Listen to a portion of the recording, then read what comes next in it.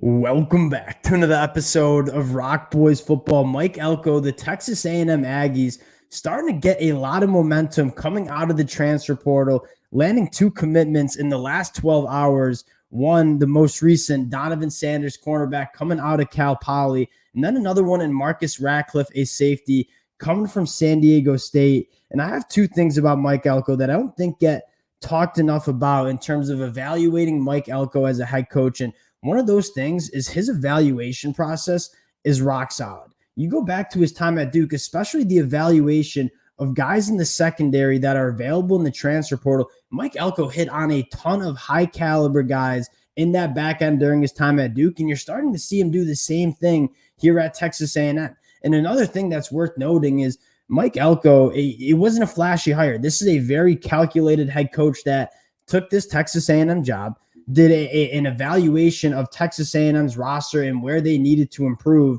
He did the evaluation in the transfer portal, and now you're starting to see him get aggressive and start picking off some of the top targets available in the transfer portal. I want to talk about Donovan Saunders, talk about Marcus Ratcliffe, and then talk about what Texas A&M is doing in the transfer portal in terms of really improving this roster heading into the 2024 season. Before we get into it, just want to say thank you to you guys. And many of you guys know, if y'all been listening for the last couple of weeks, this has been a blast covering Mike Elko. I'm a massive fan of Mike Elko, how he goes about building a roster, the amount of support the Texas A&M fans have shown the boys as we've been covering these commitments.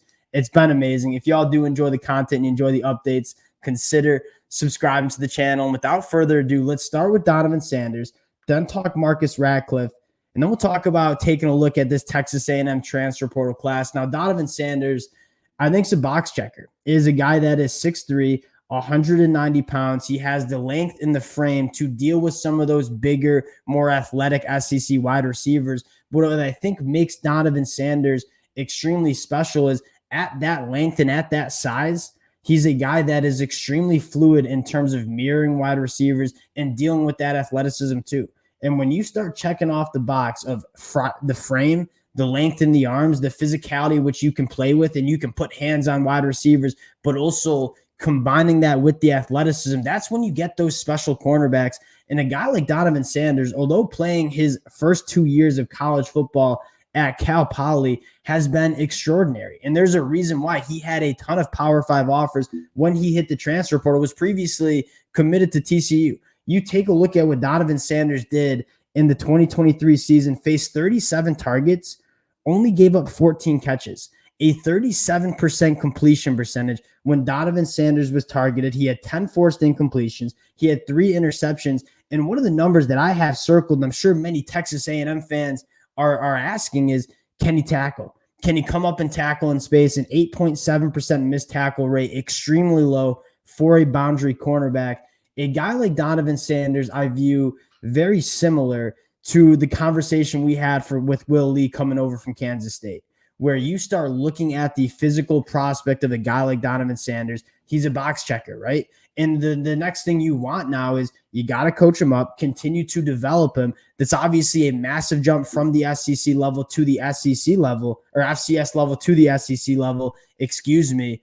But I think that Donovan Saunders is a guy from a physical standpoint can certainly make that jump. I'm a massive fan of Donovan Saunders. We've talked about him a few times in the last couple of weeks.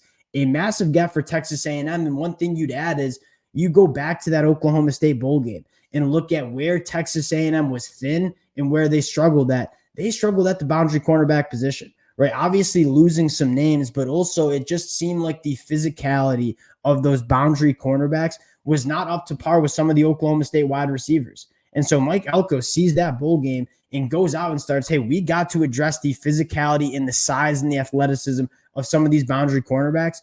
You certainly do that with a guy like Donovan Saunders, a massive get. Now, late last night, Mike Elko on it, and we're going to get a few more in the next couple of days. Mike Norvell sends out the tweet, and we get a commitment from Marcus Ratcliffe coming over from San Diego State, and another guy that was previously committed to UCLA. And this just goes to show you the calculated approach of Mike Elko. I mean, he wasn't rushing this process. He was sitting back, going through the evaluations. And even when these guys were committed, he comes in late and flips the commitment of a guy like Marcus Ratcliffe as well. And this is a very exciting get for a couple different reasons. Marcus Ratcliffe was phenomenal for San Diego State as a true freshman. So he's only going into his second year of college football. So a piece that you can have not only for 2024, but for the next couple seasons as well. And my favorite aspect about Marcus Ratcliffe, one, it's rare to see at any level of college football true freshmen come in and dominate. Marcus Ratcliffe did that. That is exciting, but most importantly, extremely versatile guy in that back end. You take a look at his snap count, 224 snaps as a box defender, another 131 as a slot corner, and then 267 as a free safety. And this is a conversation that we have a lot in terms of what you're looking for modern day defenses.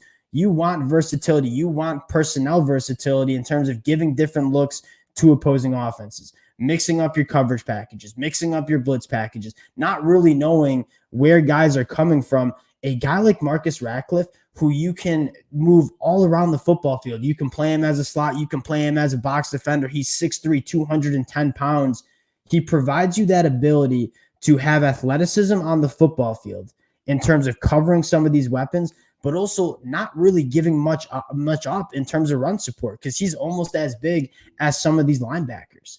So at 6'3", 210 pounds, you get a guy that, in my mind, is kind of a chess piece in this Texas A&M defense, and a guy that is young that can get developed within this program.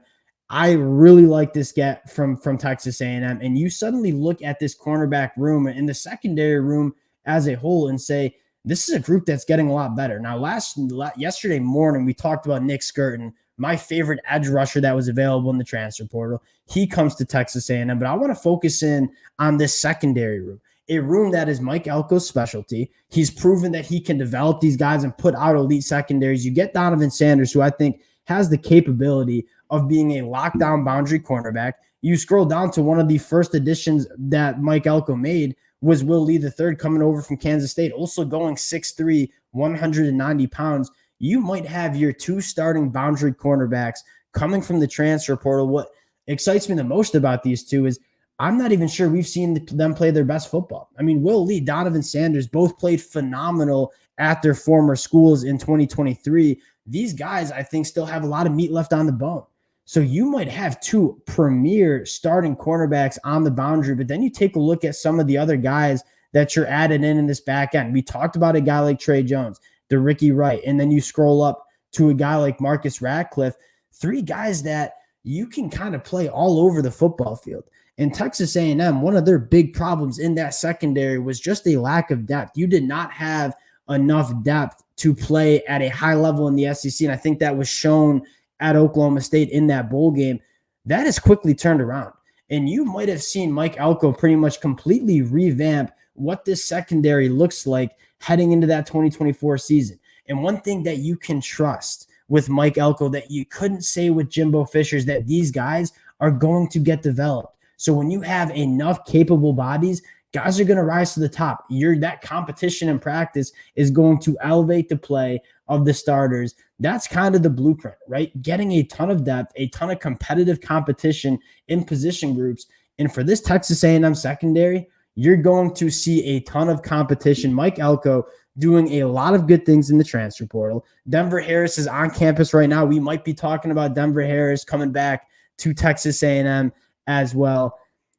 It sounds like Mike Elko is just getting started. And you're going to see, and I think what's cool about this era of college football with new head coaches is they have the ability to go out into the transfer portal and make this roster better immediately going into year one of their tenure. That's exactly what Mike Elko is doing. Really excited for the next couple of weeks and days for this Texas A&M program. Again, Texas A&M fans, it's been a blast updating you guys, covering these commitments. You guys have shown a ton of support. If you guys do enjoy the content, consider subscribing to the channel, and we'll talk to y'all later. Peace.